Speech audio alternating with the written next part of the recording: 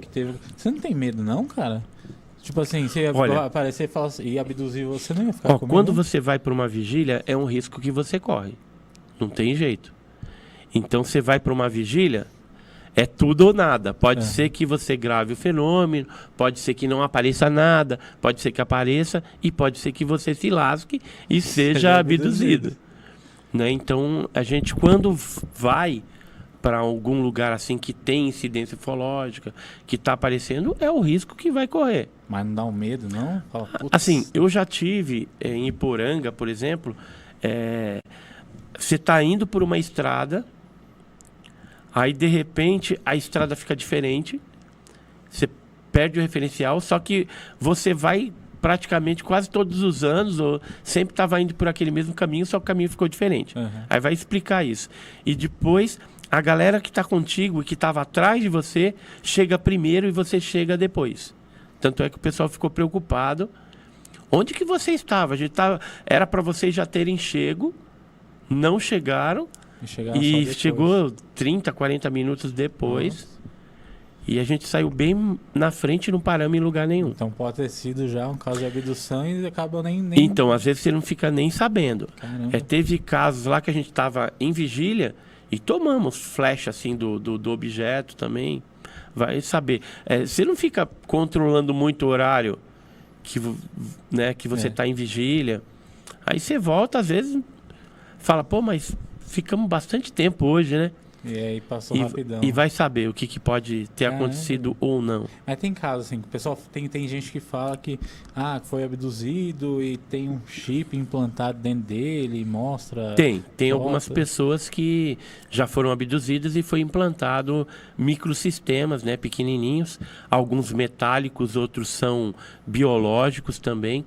Agora não dá para saber para que serve, por que esses seres tripulantes de OVNIs fazem isso com os seres humanos.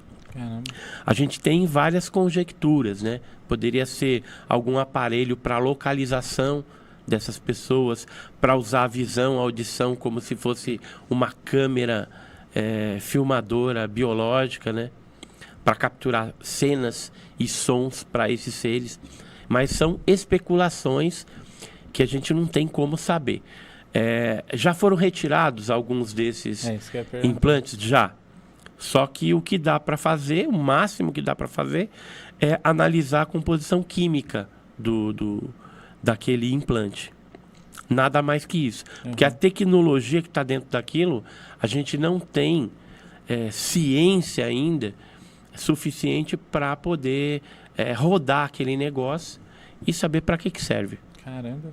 É como você pegar um CD que tem muitas informações, vídeos, fotos, informações ali, e dar na mão de um índio lá da Amazônia, e vamos supor que seja uma tribo bem afastada, que não tem computador, não tem nada ainda, e aí você fala assim, se vira aí. Então ele vai falar, é duro, é fininho, redondo, tem um buraco no meio, mas não vai conseguir ler as informações e saber para que serve aquilo. Caramba.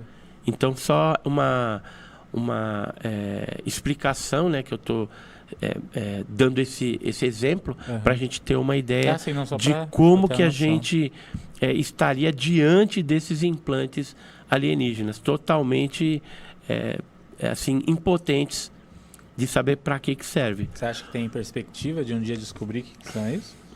Olha, eu acredito que sim. Uma hora a gente vai acabar tendo a revelação, né, dos governos, dos cientistas, e aí a gente vai saber exatamente que existe um fenômeno, que o fenômeno é real, de forma oficial. Só a chancela, né? Porque você já imagina que porque, seja de assim, fato... a gente já considera o fenômeno real.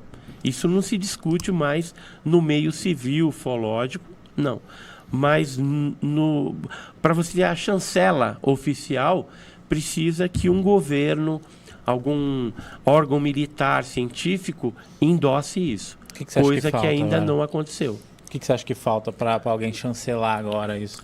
Falta, por exemplo, o ego falar mais alto. De que forma? Algum país que quiser sair na frente e lançar essa informação.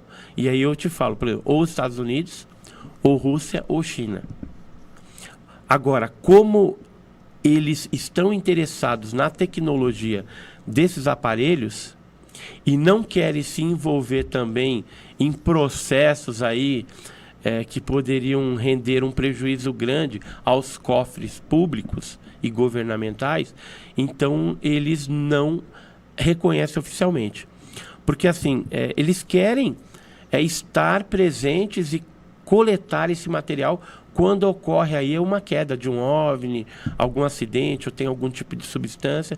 Eles querem isso para analisar, para depois transformar essa tecnologia avançada em tecnologia terrestre também avançada para dominar outras nações.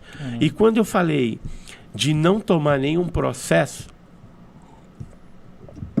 é porque já houve no passado pessoas que foram sequestradas e receberam seguro. Por exemplo, aqui, ó, 1.700.000 euros. Dólares. Dólares. É um britânico, né, que é o Carpenter. Ele tinha um seguro contra abduções e ele conseguiu provar para a empresa, através de algumas evidências, filmagem, alguns fragmentos, algumas coisas que ficaram, que ele foi abduzido. E aí eles tiveram que pagar a indenização do seguro. Para quem não deu para ver ali no direito, a reportagem é: homem sequestrado por ET recebe seguro. Provas convencem uma seguradora a pagar $1.700.000 a britânico que o OVNI levou. Caramba. Isso em 1996. Eu nem sabia que tinha esse seguro para isso. Acho que dá para ler. Agora dá. Agora dá. E aí o que acontece? Depois disso, eles tiveram até que repensar o seguro, entendeu? Porque poderia vir uma enxurrada. E aí, por que eu falei? Os governos, eles têm os órgãos de segurança pública para dar para nós, em troca do imposto que nós pagamos, a segurança nacional. Só que não existe segurança nacional em relação a OVNI. Então, o que acontece? Se eles reconhecem oficialmente o fenômeno, e se você for abduzido alguma coisa, volta todo queimado, com alguma doença estranha, ou de repente com câncer aí, depois isso vai ficar até terminal, então você poderia entrar com um processo e vai ganhar. Porque o governo reconhecendo, ele vai ter que pagar porque ele não fez a segurança e você pagou imposto para isso. Caramba. Entendeu? Então é uma coisa complicada.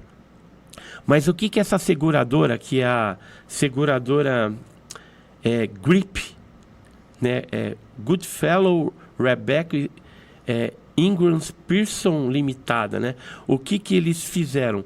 Pegaram as provas do Joseph Carpenter, que é esse cara que ganhou a grana, e essas provas eles vão tentar, naquela época, né, tentaram vender para recuperar parte do prejuízo que eles tiveram com o pagamento da indenização, né? Então, e sabe quanto que ele pagava de mensalidade, de prêmio anual pelo seguro?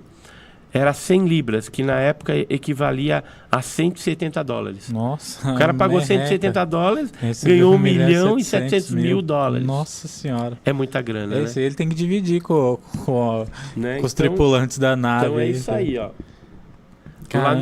Lá na Inglaterra tem seguro contra abdução.